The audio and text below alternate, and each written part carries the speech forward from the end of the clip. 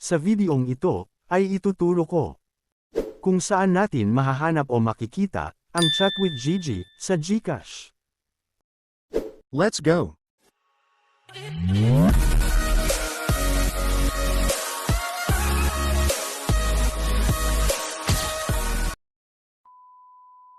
Ngayon ituturo ko sa inyo ang dalawang paraan kung paano natin makikita ang Chat with Gigi sa GCash.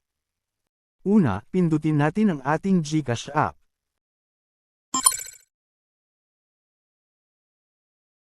Dito sa bandang baba, pindutin natin ang Help Center.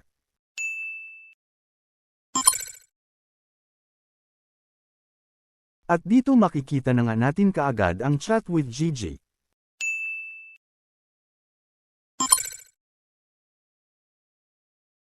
Dito pwede na natin ma-chat si Gigi para sa mga concern natin tungkol sa GCash. Pangalawa, pumunta tayo sa Google Chrome or kahit anong browser. Sa search bar i-type natin ang GCash Help Center.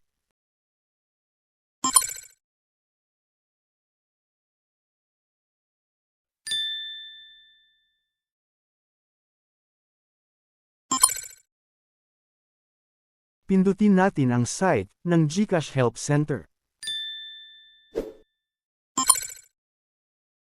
Mag-scroll up hanggang sa pinakababa.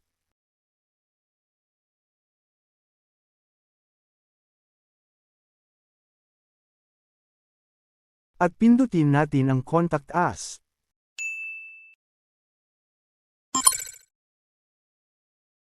Ngayon pindutin natin ang Chat with Gigi.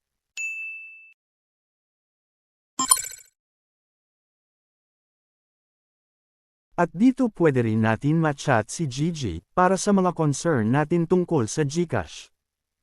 At yun lang, sana nakatulong. Please subscribe.